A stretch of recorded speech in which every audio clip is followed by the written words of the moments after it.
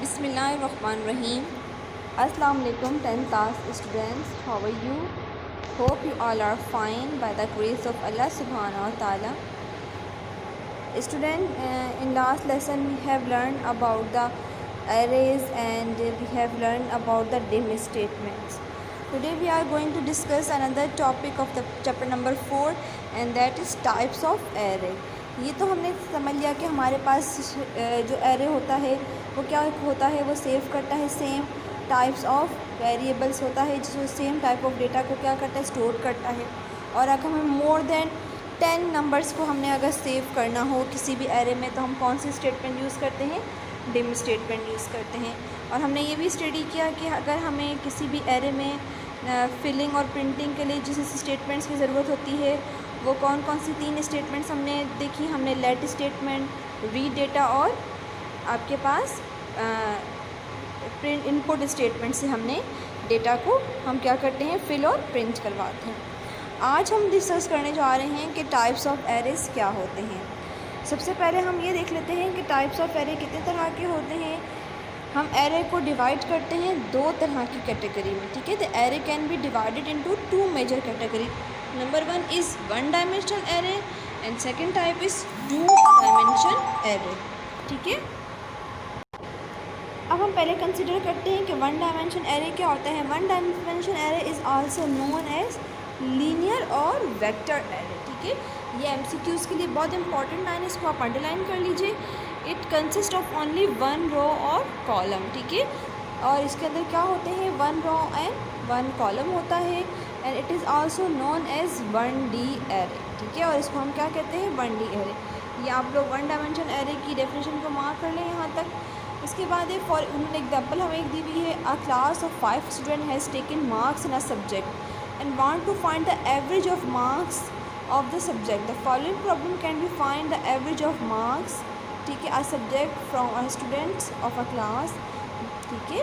अब ये हम उन्होंने कहा है कि फॉर एग्ज़ाम्पल ये मैं आपको बना के दिखा देती हूँ कि ये एक स्टूडेंट है,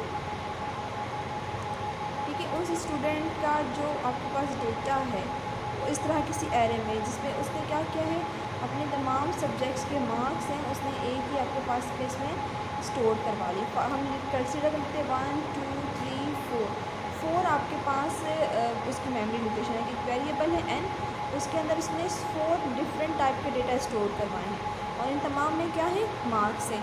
तो इसलिए इसमें क्या है, देखिए आप इस वाले सेल की बात करते हैं तो it is 1 row and 1 column, 1 row and 1 column, 1 row and 1 column, 1 row and 1 column, यानी कि जितना भी डेटा इसके अंदर स्टोर हो रहा है उसका आपके पास क्या है, 1 रो एंड 1 कॉलम है, ठीक है। तो इस तरह के जो एरेज होते हैं जिसमें हम 1 रो एंड 1 कॉलम यूज़ कर रहे होते हैं, ठीक है, तो वो हमारे पास कौन से एरे कहलाते हैं, 1D, 1 डायमेंशन या लीनियर एरे और वेक्टर एरे कहलाता है, ठीक है। इसका सिंटेक्स क्या होता है, इसमें हम डिम यूज़ करते हैं, ठीक है, डिम एरे और वेरिएबल नेम, ठीक है, हो जाएगा। यानी कि सिंपल हम जो डिम स्टेटमेंट यूज़ कर रहे हैं वो आपके पास कौन सी रहती है, 1 डायमेंशन एरे आपके पास कहलाती है।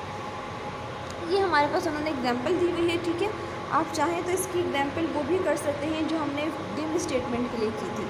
और हम इस एग्जांपल को भी देख लेते हैं कि यहाँ पर उन्होंने हमने मालूम करना है जितने भी किसी भी स्टूडेंट ने किसी सब्जेक्ट में मार्क्स लिए उन तमाम मार्क्स को हम क्या करते हैं, उसका हम सम मालूम करते हैं। तो सबसे पहले एरे में आपको पता है कि सबसे पहले हम क्या मालूम करते हैं, हम सबसे पहले फिल करते हैं। तो फिल करने के लिए 5 सब्जेक्ट्स हमने ले लिए, 1 to 5, ठीक हो गया, 5 टाइम लूप चल जाएगा। उसके बाद रीड मार्क्स 1, यानी कि जितने भी आपके पास ये मार्क्स का वेरिएबल है आपके पास हो जाएगा, ठीक है। ये मार्क्स का एक वेरिएबल हो गया, उसके अंदर कितने पोर्शन बन गए, 5, 1 2 3 4 एंड 5। जब मार्क्स की वैल्यू 1 होगी तो वो यहाँ वाली वैल्यू को फिल करेगा, यानी कि वो रीड है तो डेटा के लिए वो कहाँ जाएगा, वो डेटा के लिए जाएगा यहाँ पर, यानी कि जो 1 की वैल्यू होगी तो 1 के अंदर वो क्या स्टोर करवा देगा, 88। तो इस वाले बॉक्स में क्या स्टोर हो जाएगा, 88। उसके बाद जब यहाँ पर i की वैल्यू 2 होगी, यानी कि फॉर का लूप चल रहा है ना यहाँ से लेकर यहाँ तक, तो i की पहली वैल्यू 1 होगी तो 1 में इस वाले में डेटा प्रिंट कर देगा, 1 वाले में कौन सी वैल्यू आ जाएगी, 88। उसके बाद दोबारा ये लूप ऊपर जाएगा फॉर के पास, तो आई की वैल्यू 2 हो जाएगी, तो वो इसमें डेटा को फिल कर देगा। अब इसमें जो डेटा फिल जाएगा वो दोबारा यहाँ पर आके क्या फिल करेगा, 66, फिर 49, 55 एंड 78। तो 1 बाय 1 वो इन तमाम बॉक्सेस को क्या करता रहेगा, वो यहाँ पर वैल्यू को सेव करवाता रहेगा, यानी कि जो भी रीड डेटा में स्टोर्ड है वो यहाँ पर क्या कर फिल होती रहेगी। अब ये तो हमारे पास मार्क्स का जो वेरिएबल था ये पूरा आपके पास, इस मार्क्स के वेरिएबल में आपके पास क्या हो गई, वैल्यू सारी स्टोर हो गई, ठीक है। जो भी डेटा के अंदर गिवन थी वैल्यू वो सारी 5 की 5 हमारे पास हो गई।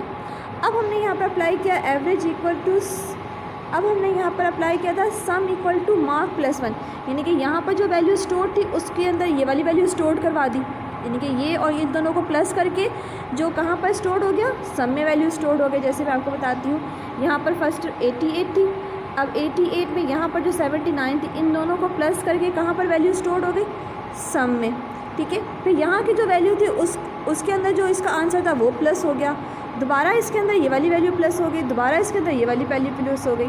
तो ये सारी वैल्यू प्लस होकर कौन से वेरिएबल में स्टोर्ड होंगी, सम में स्टोर्ड होगी। यानी कि उन्होंने क्या किया, बारी बारी तमाम वैल्यू को क्या करते रहें, वो यहाँ पर वैल्यू पुट करते रहें और अगली वाली वैल्यू के अंदर इसको स्टोर करते रहें। फिर इन दोनों को प्लस किया, फिर इसका यहाँ पर वैल्यू पुट की और इसको भी प्लस कर दिया, फिर यहाँ पर वैल्यू पुट की उसको भी प्लस कर दिया, यहाँ पर भी वैल्यू पुट की उसको प्लस कर दिया। इस तरह जब जब यहाँ पर फिलिंग होती रही तो तब तक वो हर नंबर को क्या करते रहे, वो उसमें ऐड करते रहे। तो ये तमाम नंबर जो ऐड हो गए वो कहाँ पर स्टोर हो गए, सम में स्टोर हो गए। अब हमने एवरेज मालूम करने के लिए हमने क्या किया, एवरेज मालूम करने के लिए हमने यहाँ पर average is equal to sum divided by 5 का फार्मूला अप्लाई कर दिया। जब हमने फार्मूला अप्लाई कर दिया उसके बाद हम प्रिंटिंग कर रहे हैं। प्रिंटिंग करने में हमने क्या किया कि हमने for I equal to 1 to 5 हमने दोबारा लूप अप्लाई किया। अब हमारे पास जो मार्क 1 पे, 2 पे, 3 पे, क्योंकि 4 का लूप बारी बारी अप्लाई होगा ना, तो अगर 1 पे जो भी आपके पास वैल्यू होगी वो उसको क्या कर देगा, प्रिंट कर देगा। मार्क 2 पे देखिए ये जो आपके पास एड्रेस नज़र आ रहा है, इसका एड्रेस क्या है, mark 1, mark 2, mark 3, mark 4, mark 5। तो आपके पास जितने भी आपके पास ये लूप अप्लाई हो रहा है तो मार्क के जो भी एड्रेस होता रहेगा उसकी वैल्यू को क्या करता रहेगा, वो स्टोर करवाता रहेगा। जब मार्क 5 तक की वैल्यू को वो स्टोर करवा देगा तो लास्ट में क्या जाए, सम प्रिंट करवा देगा, फिर एवरेज प्रिंट करवा देगा। ठीक हो गया। तो ये आपके पास आगे कि पहले हमने ये नंबर देते रहे और नंबर वो साथ साथ क्या होते रहे, से प्लस होते रहे। जब प्लस हो गए तो इनको प्रिंट करने के लिए दोबारा हमने 4 का फार्मूला अप्लाई किया, ठीक है। और प्लस फार्मूला अप्लाई करने के बाद जब ये सारे नंबर से आपके पास डिस्प्ले हो गए तो आखिर में हमने इनका सम और इनका एवरेज भी डिस्प्ले करवा दिया। ठीक है स्टूडेंट, तो ये आपके पास कहलाता है 1D एरे। आपने इसकी एग्जांपल भी याद करनी है, इसकी डेफिनेशन, इसका सिंटेक्स, ठीक है। और कितने तरह के एरे होते हैं, 2 टाइप्स के एरे, ठीक है बेटा। तो ये आप लोगों ने आज का टास्क है, आप लोगों ने इसके प्रोग्राम की प्रैक्टिस करनी है और प्लस आपने क्या करना है, आपने इसका डेफिनेशन और इसका सिंटेक्स भी याद करना है। अपना ख्याल रखिएगा। फ़ी अमानिल्लाह। अस्सलामु अलैकुम वरहमतुल्लाहि वबरकातुहू।